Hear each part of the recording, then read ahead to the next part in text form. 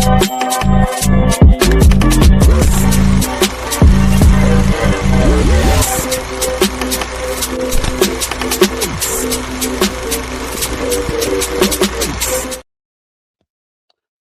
is up, everyone? This is Jacob Minig, host of Therapist Talks. Before we start anything, please shoot me a like and subscribe to my channel.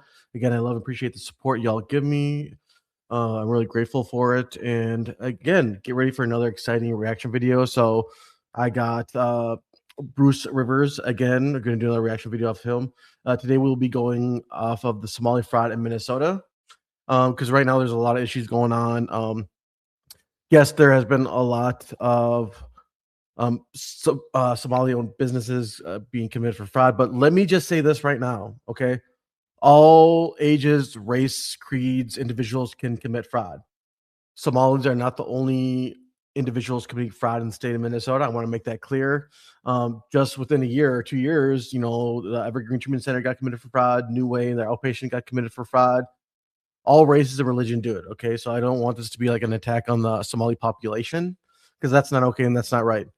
Again, this population is getting a lot of heat of late because, again, yes, a lot of Somali businesses have been coming out with fraud or fraud allegations. And I was just listening to like a news radio show stating like how much money did Minnesota lose within this past year in fraud, and they actually calculated it to be roughly $1 billion.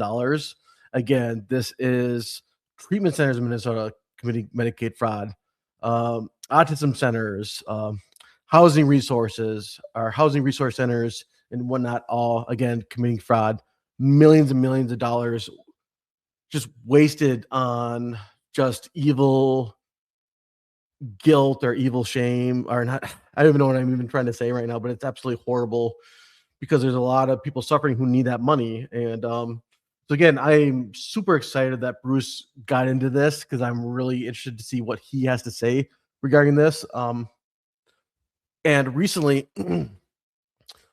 I know there's a gentleman named Yusuf that I believe his facility was called something with like starving children. It was like a food service meant to feed homeless children or whatever, and which again got committed for fraud or caught for fraud, wasting Medicaid, millions of Medicaid dollars. And I think what he's going to get into, and again, I don't know the judge's name, ruled against the jury. I guess the jury found the defendant guilty, and again, I don't know what type of case this was, but again, the judge overturned the jury's decision. So I'm really excited to see to hear what Bruce has to say about that. I know that is common. I mean, I don't know how common it is, but I know it happens where, again, the judge overturns the jury's decision. I'm assuming it's a small percentage, and I don't know if it's just on criminal cases, civil cases that they can do this, or all cases. But again, I'm super excited because this is absolutely like something I feel really passionate about. Obviously, a lot of people, most people, like decent people, think fraud is wrong. It's horrible. It's disgusting. Because again, like a lot of people like myself who are trying to run a private practice or run a business the safe and correct way are again getting punished because of a few bad apples. Which again, it's really bad, like what they did. And now we all tend to be suffering from it. So excuse me. So without further ado, again, let's get started. I'm super excited to be doing this with everyone, and let's get this party started. Today, we are reacting to the conviction and overturning of a verdict of fraud on Yusuf, a Somali guy in Minnesota. The Attorney General had the case, or, you know, the Attorney General is the one who usually takes these healthcare fraud claims. A judge by the name of Sarah West, who I know personally, public defender, and now she's a judge. She overturned the verdict. So this raises a lot of questions, okay? Bruce Rivers, he's the criminal lawyer. Bruce Rivers, he's the criminal lawyer. Bruce Rivers, he's the criminal lawyer. And what he do? And he's gonna react to all the self-snitching.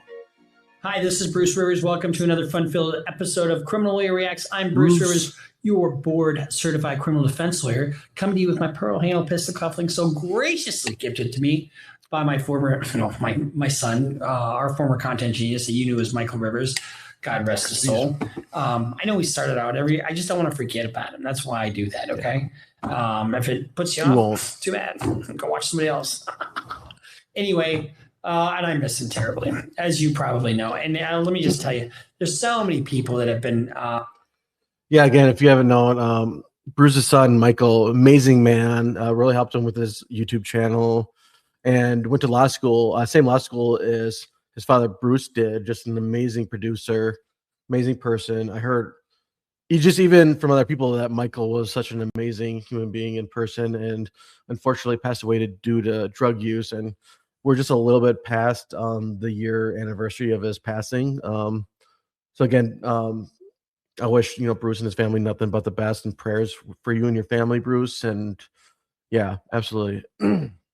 Just because me as a therapist, I worked with individuals in the treatment center setting and private practice. And, obviously I've done mental health trauma work. And so I'm just very empathetic to what certain individuals go through in their families. So, and prayers for Bruce and his family.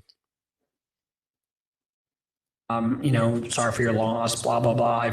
I've struggled with addiction, and I get a lot of those messages, and I hear you, and I really, really appreciate the sentiments that our viewers express. So just know that it's felt, especially at this time of year when it's his 1 year anniversary of his death. I hate saying that. I fucking hate saying that. Anyway, this is brought to you by AskALawyer.com. Oh my God, can you believe it? AskALawyer.com. It's really an inexpensive way for you to get the advice of a living, breathing lawyer if you have any kind of legal issue. So for the sake of two, so go to AskALawyer.com. So let's just get to the heart of it. So they supposedly owned this healthcare company, and it was called Promise Health Services. Yeah. So there was a $7 million fraud scheme that was alleged. So Minnesota, along with other states, had this program called Feed Your Starving Children. And really, essentially what it was an unchecked program where people could just bill, and the state would pay.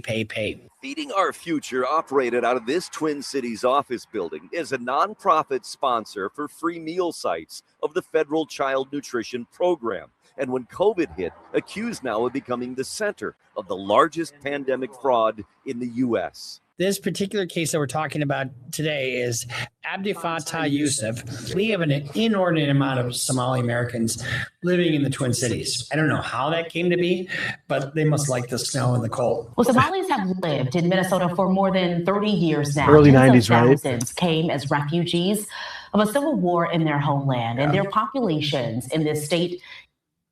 Yeah, I worked with the Somali population. My first treatment center out of college and grad school.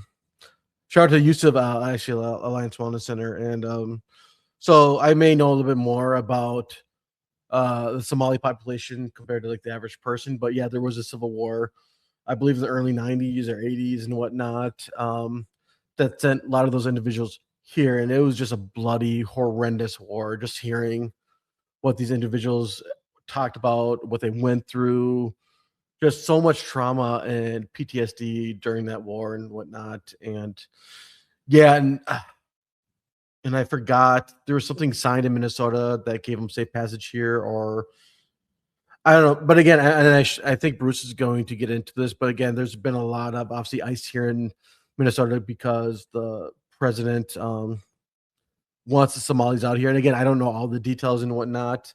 They got rid of some policy that was stated like 30 years ago about like safe passage here. Now that he's getting rid of it. Anyway, long story short, we've been having a lot of ICE here taking away immigrants, and especially the Somali community, the illegals, as the president says, and whatnot. So anyways, I'll keep going. Is estimated at about 107,000. This is a verdict of $7 million fraud that the state of Minnesota, through the Attorney General's office, charged Mr. Yusuf. He was defended by Ian Burrell. It was actually his father's a friend of mine, helped me get into law school, so I know these guys pretty well, good lawyers. And they tried the case, and the jury convicted him, right? So, well, then he must go to prison, right? No, because then they filed a motion for dismissal, notwithstanding the verdict, and the judge granted a judgment of acquittal after the verdict. Wow. So that raises a question, right? How is that possible? Well, let me tell you. So you've got a situation where a judge can do that. The judge can, after a verdict, the judge can look at it and say, you know what, I just don't think the evidence here is sufficient. And we'll get into what the judge ruled in this case. But the whole scheme, not just with this guy, but with, a bunch of other people, they're claiming it's like $8 billion or some crazy number like that. It's like, it's huge. When you look at the stuff that they buy, I don't know why they wouldn't.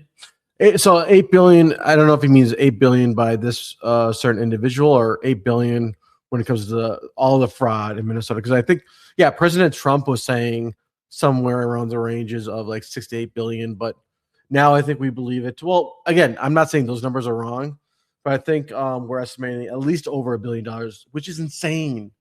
It is insane, and things got to be cracking down better in Minnesota, or we need to start cracking down on this. And don't get me started with DHS. I might actually get into, if Bruce gets into the DHS, I will react to what he says, because I would be very interested to know what Bruce thinks about the DHS, Department of Health and Human Services here in Minnesota. Not a fan of them. I've included a tax count, because I guarantee you they're not paying taxes on the luxury items that buy, like car. I mean, this is $7 million. You can buy a lot of shit with $7 million. When you have a judgment of acquittal, first of all, if a jury acquits you, there's no right for anybody to appeal. You're done. You're a free man, woman, and it's done. Mm-hmm. If the judge gives you a judgment of acquittal before the jury verdict, no appeal. However, if the judge grants a judgment of acquittal after a jury verdict, it can get appealed. Now, the jury verdict gets a lot of deference on appeal, and we'll talk about that in a minute. So Yusuf was charged in 2024 after an investigation that concluded that he defrauded Minnesota Medical Assistance Program through his agency, Promise Health Services. Well, the judge was saying that the judge didn't tie him to this organization or said there wasn't sufficient evidence to tie him circumstantially, even though he had a lot of purchases and they didn't have an office. But they bought a lot of furniture, but didn't have an office. Promise Health Services claimed to provide home and community-based And I don't mean to stop right there, and I'll accuse talking and whatnot. Like, one way to determine fraud. So again, red flag, no like desks, chairs in the office, complete setup organization, just nothing there. Major red flags. And again, like another way to tell is like check the documentation. Which again should determine or show individuals what type of services or work that he did. Again, who he helped, who were his clients. Like, there should be something in the system or in the computer or files of the work he did expressed through, again, the documentation to determine if it was fraud or not, or what he actually did. But it's also important to know a lot of these people committing fraud also forge signatures too on documentations too. So anyways, I'll let Bruce go on. And waivered services. The company had no actual office and operated for years from a mailbox at Central Avenue address. Here's the thing. Why do you need to have an address? Why do you need to have an office address? I mean, you can do things out of your home. You're doing services in people's home. So I don't know that that's a big deal. According to the charges, Yusuf and several family members illegally obtained Medicaid fraud by billing services that were never provided, submitting bills supported by falsified or non-existent documentation. There we go. Significant overbilling for services and offering kickbacks to clients to induce them to accept services from agencies. The Attorney General's office, through Keith Ellison, he was our representative. He was in Congress for a while. Now he's our Attorney General. They announced that 3 people had been charged with defrauding the Medicaid program out of $9 million. Yusuf was one of them, and his was $7 million. Investigators determined that the Promise sold more than $7 million during Yusuf's operation of the business. Evidence supplied by the Attorney General's office showed that Yusuf funneled over $1 million from their accounts, from the business accounts, into his personal bank accounts and withdrew more than $387,000 in cash. Well, he needed it. He needed it because he felt, a real empathy for strippers. I'm joking. I don't have any information about that. Despite the lack of physical office, Yusuf and his wife spent more than $22,000 at furniture stores. 22 grand, no, that's nothing. And spent more than $42,000 at luxury auto dealerships and over $80,000 at high-end clothing retailers. $42,000 at a luxury auto dealerships. Doing what? Or did you? I mean, 42 grand, that's not that much money, actually. Yusuf was convicted on 6 counts of aiding and abetting theft by swindle involving more than $35,000. That's just the level of the crime. It was $7 million. But jurors also determined that several aggravating factors were present, allowing for a potential upward departure from the standard Minnesota sentencing guidelines. Stealing money meant for the poor people's health care, this is a quote from Ellison, and using it to buy luxury cars and designer clothes is as shameful and disgraceful as it gets, Ellison said. I am pleased that my office convicted Yusuf, and I am committed to recovering as much of that money he stole from taxpayers. One of the things I do know from a couple of these cases is that a lot of money went overseas. I know. And I'll talk about that in a second. But the verdict was overturned by Sarah West. Okay, I don't know if I should say this or not, but again, so there were treatment centers earlier in the year, that we'll just say, and again, you can find all this information out of the news. I know AJ does phenomenal reporting on these fraud cases, showing that these treatment centers are making a profit of like 20 million. $25 million, $30 million by year. And it's just like, where's the money? Because a lot of these treatment centers like struggled paying their employees and were not providing good services. So it's just like, where did the damn money go? And I always had the hunch it's like it has to be overseas and Switzerland. Again, I'm not saying that. Again, I don't diagnose people. I'm not making any claims. But I'm with Bruce where it's just like, where's the damn money? Where's the damn money? So actually, I hope Bruce gets more into that. And this is what she says. While there was significant amount of investigation and work that put into the case against Mr. Yusuf, there was not enough from which to infer Mr. Yusuf's guilt.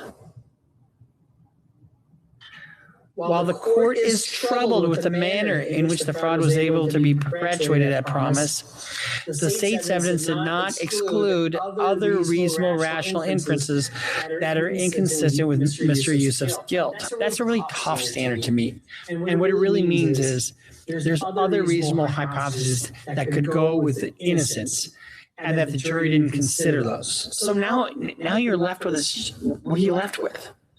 You're left with a situation where you have a jury that convicted, and now you have a judge overturning that verdict. That doesn't happen very often. So kudos to Mr. Burrow, to Ian Burrow. But what's going to happen here, really? Now, this is going to get overturned, in my opinion. I mean, I've seen this before, and it doesn't happen often. But, I'm wondering, could the appeal process cause the courts to get a new judge? And I'm wondering if that is true, if they are able to get a new judge, what that judge is more likely to rule on and whatnot. But we'll see what Bruce says. Great weight and deference has to be made. I mean, not only did this jury find him guilty on everything, but they also found the aggravating factors. Probably particularly vulnerable victims, I would assume. Probably excessive fraud is another one. Now, I tried to look it up in the court system. It must all be under seal because everything I'm trying to pull up, you can't pull it up for whatever reason. Now the state's going to appeal this verdict. Now, the standard that they're going to look at is was there a reasonable hypothesis that the jury considered consistent with guilt, or actually, is there an exclusion of all reasonable inferences of innocence? That's really kind of the standard that they're going to look at here. My guess, in knowing our Supreme Court the way we do, is they're going to look at this, and I think they're going to say, I haven't looked at any of the evidence. I haven't read any of the transcripts, so this is just my off-the-cuff remark. Okay, I could be 100% wrong. But my guess is that, the court is going to give great deference to the verdict. And they're going to look at the judge's order and say, you know what, Judge, you have some good points here, but no, we're not going to overturn this verdict. Now, here's the thing. These are public programs.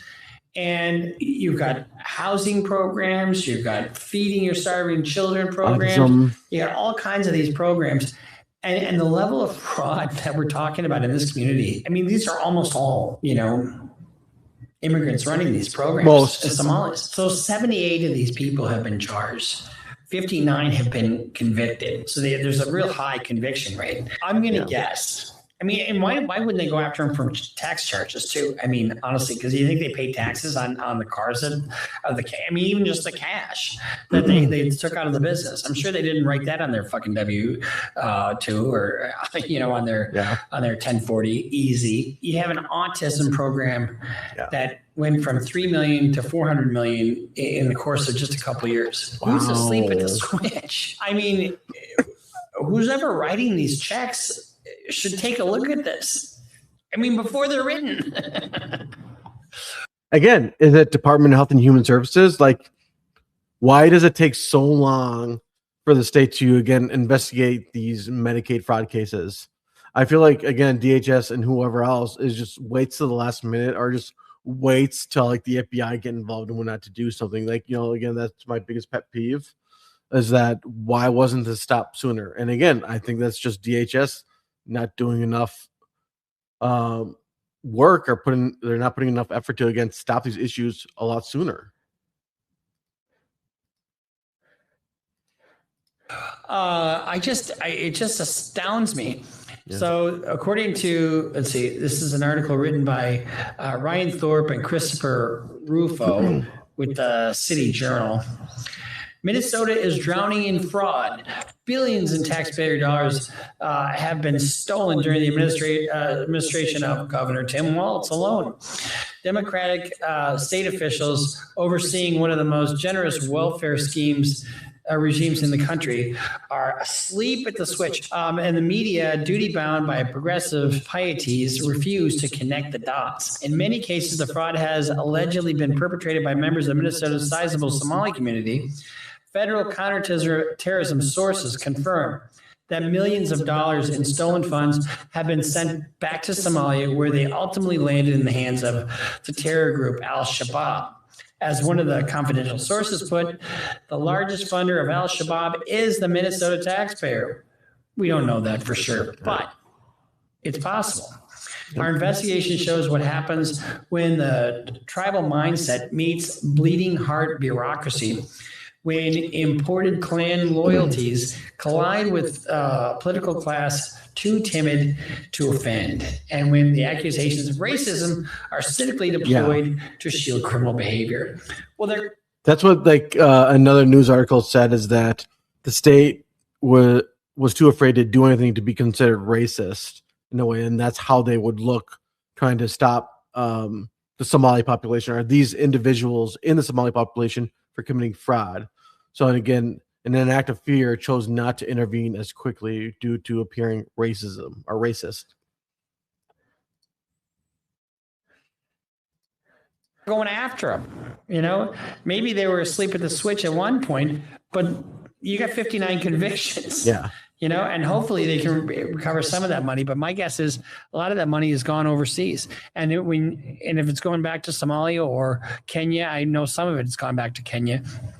And the way I know that is because I was consulted on one of these cases. My point is that you've got all these programs, but nobody fucking monitoring this fire hose of money that's going out the door until after it goes out the door. There's no check and balance, and it's so vast, and all this federal funding, and I suspect that the state just didn't have the resources to check on every single person that was availing themselves of this program. I mean, the marijuana program that the state has, that is just not getting off the ground at all. And the barriers to entry in that is just like crazy compared to this. Why is that so hard and this is so easy? So where does the fault lie on this? I mean, does it lie with Governor Tim Walz? Now we're getting into the political arena, which I don't really give a shit about, to be quite frank with you. But honestly, this fire hose of money coming out of the fucking state and going into the hands of potential terrorists. I mean, come on. I mean, what are we doing here? Shortly after this story broke, we saw Trump doing his thing. These are people that work. These are people that say, let's go. Come on, let's make this place great. These are people that do nothing but complain. They complain. And from where they came from, they got nothing. You know, they came from paradise and they said, this isn't paradise. But when they come from hell and they complain and do nothing but bitch, we don't want them in our country. Let them go back to where they came from and fix it. We had agents come in, and I think they picked up like 10 or 12 people just recently, you know, of African descent and Somali, pretty much. And I suspect you're going to see a lot more of that. Yeah. But most of the Somalis are coming over here legally. They're not here illegally. I know a ton of Somalis, you know, and they're good people. A lot of them have started legitimate businesses, but this fraud is just vast. And how did it get to be, you know, in the billions of dollars that it is? It's just insane. So when we look at this, you know, fraud, you know, in its entirety, where does I suppose the buck stops with Walz? I mean, it has to. I mean, honestly, and I'm a Democrat, but we'll keep an eye on this case. And my guess is that this verdict that was overturned by the judge is going to get overturned by the Court of Appeals. Because when you have a verdict that not only is on the substantive counts, but also on the aggravating counts, and here's how it happens. So you have a trial, and then there's evidence that's presented during the trial.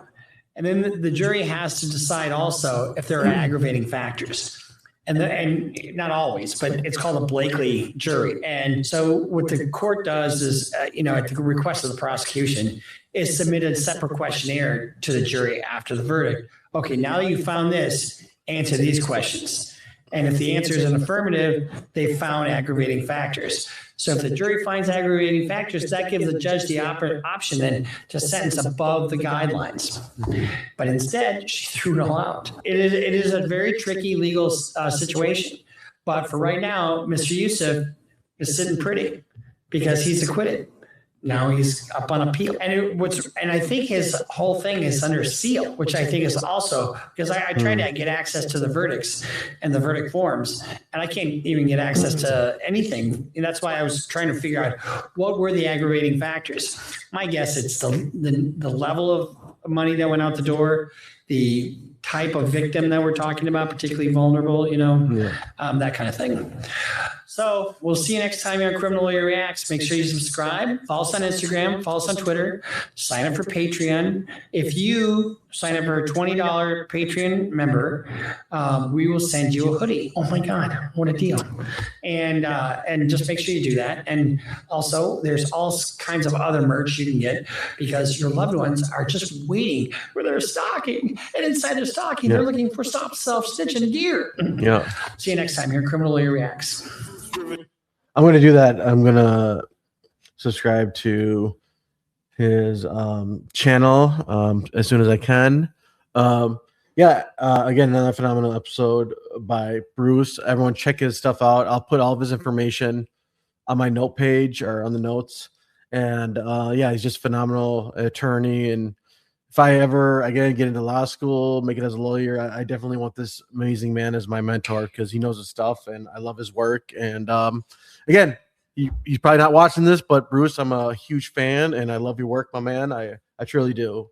But anyways, again, I don't have a lot of followers, but again, I appreciate all of my subscribers, followers. And before I leave again, just know that I care about all of you and shoot me a like, a subscribe. And again, like I said, I always appreciate your support. And if you have any questions or comments, please leave them down below. And until next time, please be well for you.